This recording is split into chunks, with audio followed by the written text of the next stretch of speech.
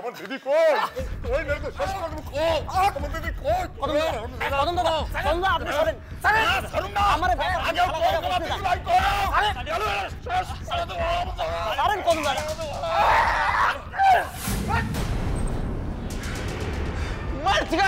মাসি তো বেশি উঠতে হ্যাঁ অন্তত আমি খুঁজে আপনারে 2 ঘুষা দিই পারবেন আপনি আটকে দে সামলাতে পারবেন আব্বা আব্বা লাগছে আব্বা আপনি লাগছে আব্বা লাগানোর কথা না মাইয়াটা কই আছে জানতে হইবে জব্বর চাচা কদম দাদা আপনারে না আটকাইলেও না আটকাইতে পারে কিন্তু আমরা তো আপনারে আটকাইতে পারব এ কথা তো আপনার জানা উচিত ওই তুমি কি আমার ডর দেখো নাই দেখাই বাপ হইয়া নিজের মাইয়ার মেলা সর্বনাশ করছেন আপনি কিন্তু আজ আপনি তা পারবেন না আপনারে কইতেই হইবে আপনার মাইয়া কই এই কাডা হ্যাঁ তুমি কাডা তোমার উত্তর দিতে হইব হ্যাঁ আমার পরিবারের ব্যাপারে তুমি মারা খাবে কাডা আব্বা ও আব্বা মাইয়া বুঝিয়ার বাচ্চা নাই আব্বা আব্বা মাইয়া জিগান না আব্বা জব্বর চাচা আমরা কেডা সে বিবেচনা পরে হইব আগে কও নার্গিস কই কই আছে কমুনা বরং তোমরা যে এইখানে আইসা আমার বাসায় মুক্তির লগে আমার উপর চড়া হইছো এই কথা আমি গায়ের পুলিশে গিয়া কইয়া দেবো আমি আর তাতে তুমিও বাঁচবা না জব্বর চাচা এই গা থেকে পুলিশ পিছু হটছে এই গা এখন আমগো দখলে আর এই গায়ের লোক হইয়া তুমি যে সেই কথা জানো না এয়া ভাবতে আমার আশ্চর্য লাগতাছে যাওক নার্গিস কই জবাব দাও ঢাকায় কই হাই স্কুলে মিছা কথা মিছা কথা বললে কোনো লাভ হইব না ছোট মামিরা না দেখা তার খবর না লই আমরা এইখান থেকে যাবো না তার লিগা যা করতে হয় করবো এই হারাম দাদা দিদি ভাইরে কই রাখছো কি ক্ষতি করছো কোনা কই আবার কোনা এই হারাম দাদা কোনা ওই শেখ তোমারে কত্তা জমি দান করলো কেন ওই শেখের লগে কিছু করো নাই তো তুমি কও জব্বর চাচা আমগো হাতে কিন্তু অধিক সময় নাই জব্বর চাচা নার্গিসের লাখান এখন ভালা মাইয়ার ভবিষ্যৎ আমি কিছুতেই নষ্ট হইতে দিব না তুমি কও নার্গিসকে কোথায় রাখছো কম করে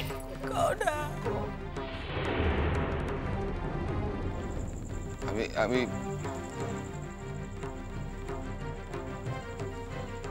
নার্গিসের আবার শাদি দিছি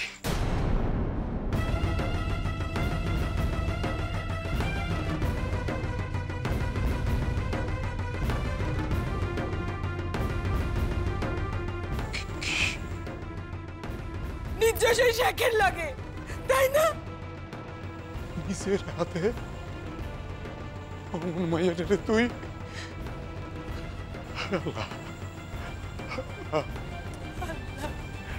এমন সন্তানের বাপ হয়ে আমার মাইসে থাকতে হইব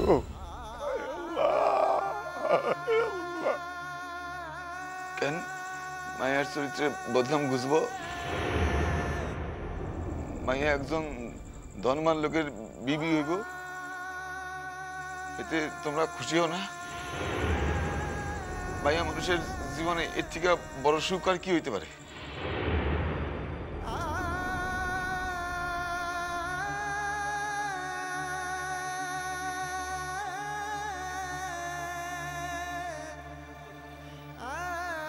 কোন শেখের কথা হইতেছে এখানে মনিরুল শেখ আমরা তার বাসায় যাবো আর অখনই আর তুমি লইয়া যাইবা আমগরে কিন্তু মাইয়া তো ওইখানে নাই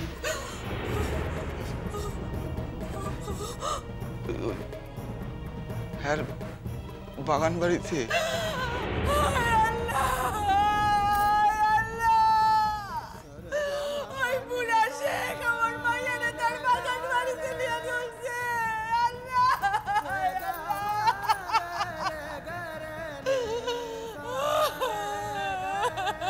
কদম দাদা কদম দাদা এখন কান্নাকাটির সময় নাই কদম দাদা।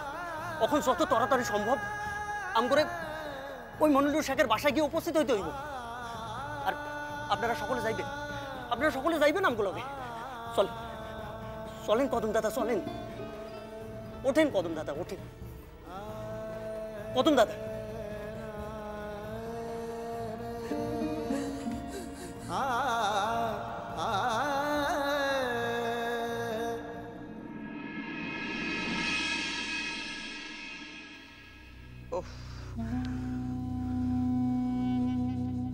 ময়না, ময়না, এই যে। আচ্ছা বল দেখিনি মা, আমি আর কতক্ষণ অপেক্ষা করব? সূর্য বাবা জীবনের এখনো হলো না? তিনি তো সেই সকাল থেকে উঠে বই মুখে নিয়ে বসেছেন, ওটার তো কোনো আমি লক্ষণই দেখছি না কো। তুই একটু পরে গেলে তো আবার দোকানপত্র সব বন্ধ হয়ে যাবে, তাই চট করে এই সময়টা ঘুরে এলে ভালো হতো। আমি তো আবার ওবলা পারবো না, আমার অন্য কাজ আছে। সে কথা যেন আমি ওনাকে বলিনি কো, কথা গায়ে নিলে তো। আচ্ছা ঠিক আছে, চিৎকার করে তো কোনো লাভ নেই, ওকে তো বুঝিয়ে বলতে হবে। দাঁড়া, আমি ডাকছি। আসলে কি জানিস মা, বাড়ির লোকেদের জন্য ওর মনটা খুব অস্থির হয়ে পড়েছে, ওর কোনো কিছু ভালো লাগছে না। আমি তো মনে মনে ভাবছি যে খবরদার বাবা, ভুলেও যেন ও কর্মটি করতে যেও না কো।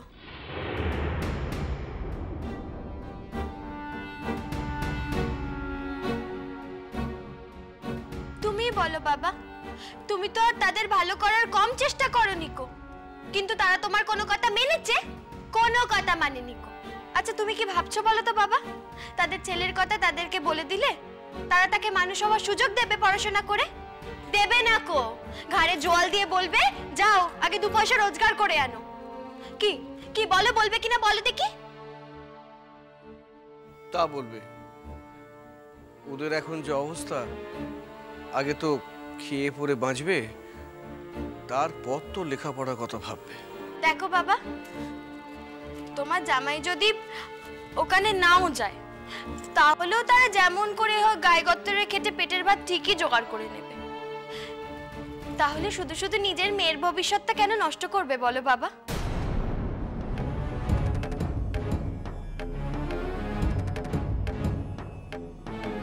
কথা কেন বুঝলে না? আরে বাবা, তারা তাদের ছেলেকে পেয়ে গেলে আমাকে তো আর বউ বলে কিছুতেই মেনে নেবে না কো। আমাকে যাতে বউ বলে মানতে না হয় তাই জন্যই তো এত কীর্তি করলো না। আর আমাকে শুধু বউ বলে মেনে নেবে না তা তো নয় কো, তারা তাদের ছেলের মন থেকে চিরকালের জন্য আমাকে দূরে সরিয়ে দেবে। কিন্তু কিন্তু এমনটা তো আমি চাইনি মা। আমি যে ওকে ওর বাড়ির লোকজনদের খবর দিতে পারছি না, এর জন্য ভেতরে ভেতরে আমার যে কি কষ্ট হচ্ছে।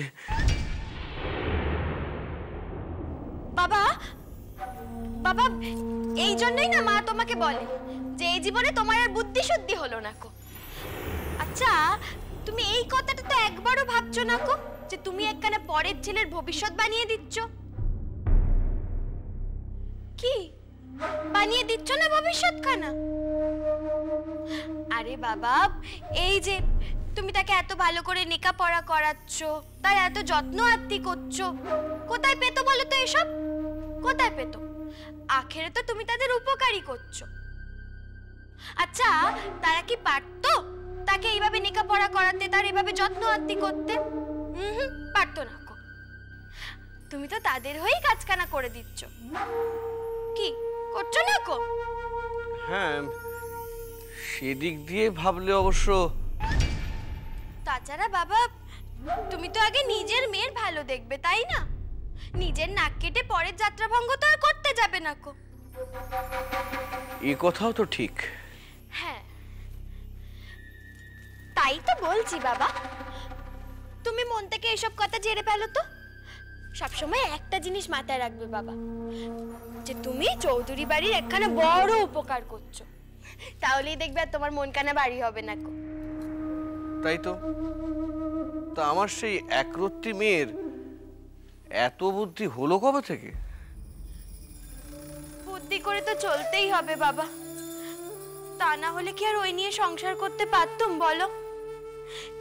এইসব দুঃখের কথা তো তুমি সবই জানো, কানাঘুষো তো সবই শুনেছো তুমি। ওই ডাইনির খপ্পরে পড়ে তো তোমার জামাই আর আমাকে কম কষ্ট দেয়নি গো। আহা থাক না মা, এখন আবার ওই সব কথা তুলে। না তাই বলছিলাম আর কি, আমার বাবা মায়ের পুণ্যের জন্যই আমি ওই ডাইনির কবল থেকে তোমার জামাইকে ফিরিয়ে আনতে পেরেছি বাবা। তা না হলে তো সেই সময় কেউ আমার সাথে ছিল না, আমার শ্বশুর বাড়ির লোকজন তো আমার সাথে ছিলই না, তারা তার দলেই ছিল। সেই সময় যে আমাকে কত চোখের জল ফেলতে হয়েছে তার তো কোনো ঠিকানাই নেই বাবা। থাক মা থাক, একটু শান্ত হও। দেখ মা, আমার মেয়ের ভবিষ্যৎ তো আমাকেই গড়তে হবে, আর তুই আমার একমাত্র সন্তান বলে কথা। তুই চিন্তা করিস না, আমার জামাইয়ের ভবিষ্যৎ আমি নিজের হাতে গড়ে দেব। কিন্তু সূর্য বাবা জীবনের কি হলো, এখনো আসছে না? দাঁড়া দাঁড়া দাঁড়া, আমি দেখছি। সূর্য, সূর্য,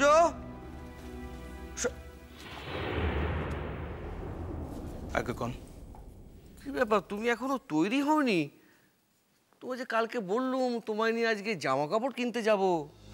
দেখেন, এই জামা কাপড় তো আমার দিব্য চলে যাইতেছে, কখনো তো ছিঁড়ে নাই। ছিঁড়লে আর কয়টা দিন পরে না হয়। না সূর্য, না, তোমাকে এই বাড়ির উপযুক্ত জামাই হতে হবে। আর তার জন্য তোমার বেশভূষা, চলন বলন, কথাবার্তা, হাবভাবে আমূল পরিবর্তন আনতে হবে। আমার বাবা যা করছেন তা তোমার ভালোর জন্যই করছেন।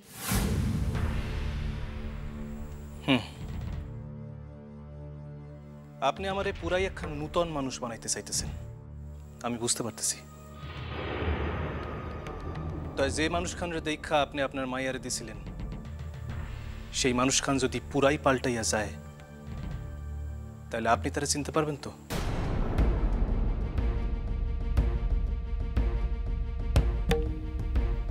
আপনার মায়ের কথা বাদই দিলাম, সে না হয় সকল চেনা অচেনার বাইরে, কিন্তু আপনি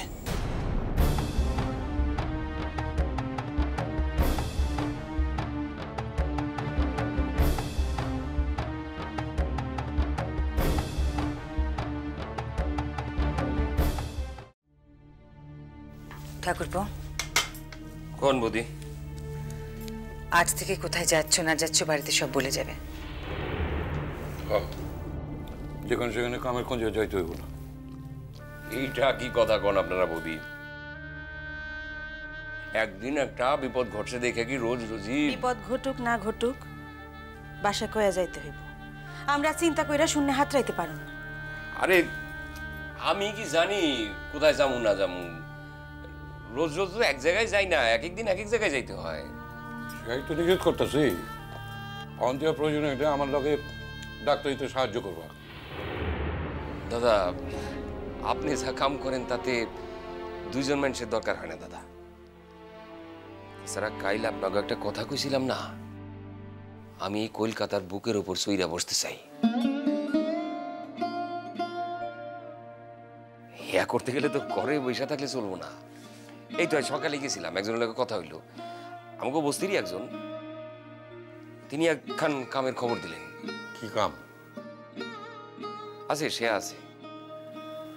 কি কাম সেটা আমার জানতে হইব না তো।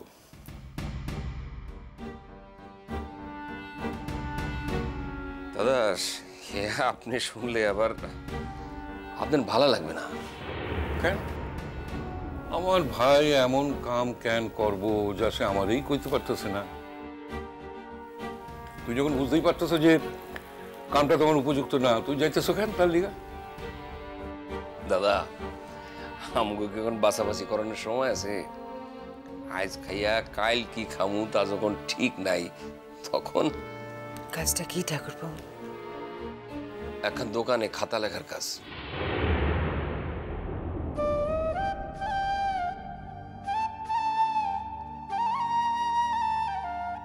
তুমি দোকানে খাতা লিখনের কাম করবা? কেন, তাতে ক্ষতি কি? চুরি ডাকাতি না কইরা যদি সৎ পথে রোজগারের চেষ্টা করি তাতে দোষের কি?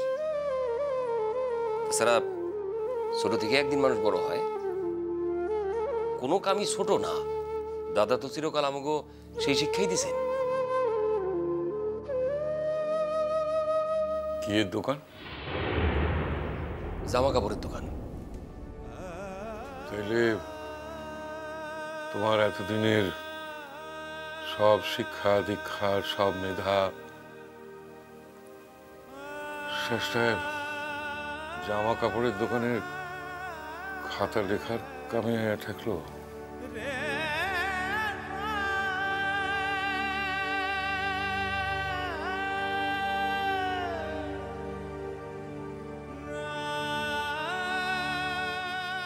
দাদা পাকা কথা তো কিছু কয় নাই, ওই ঘরে বসে আছি, যা পাই তাই লাভ। আজই যেতে হবে ঠাকুরপো? ও আইজি, আইজি দেখা করতে কইছে। আইজ না গেলে আবার, আরে কাম করণে তো লোকের অভাব নাই। আমি কাম না করলে কত মানুষ আছে কাম করণে। চারিদিকে ঘোর অন্ধকারের ভিতর আমার একমাত্র ভরসা হইল সোনা।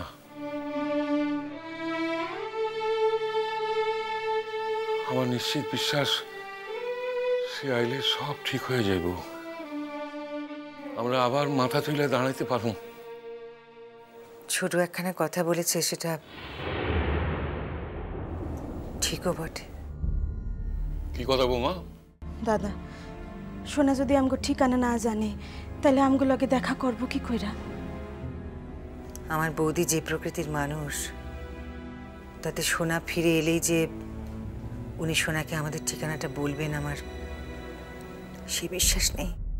কি যে বলো, ওরা যদি না বলে আর সোনা সেটা মেনে নেবে? যতদিন ও আমাদের খুঁজে না পাচ্ছে ততদিন ও ওই বাড়িতে থেকে যাবে, বললেই হলো।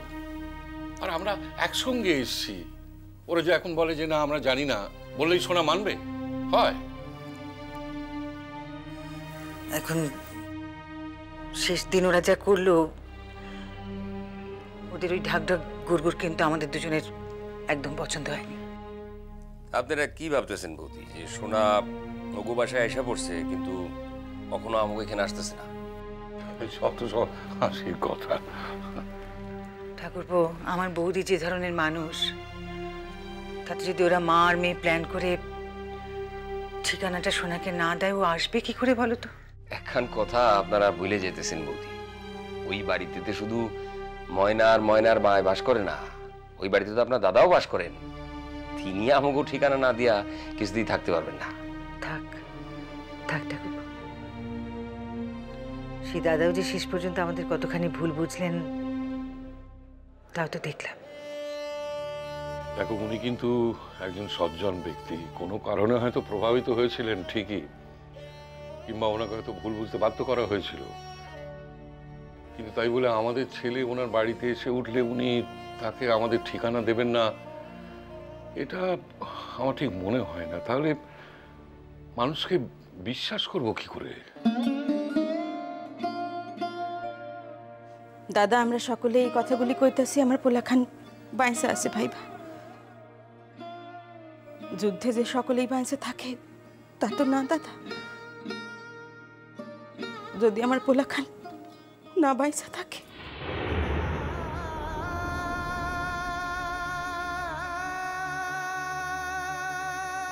ছোট ছোট এমনিতেই আমাকে জীবনের চারপাশে খালি হতাশা, তাই খুব শিগগিরই সোনা আমাকে নিকটে ফিরে আসবো, আমি কইয়া রাখলাম। তুমি মিলাই নিও।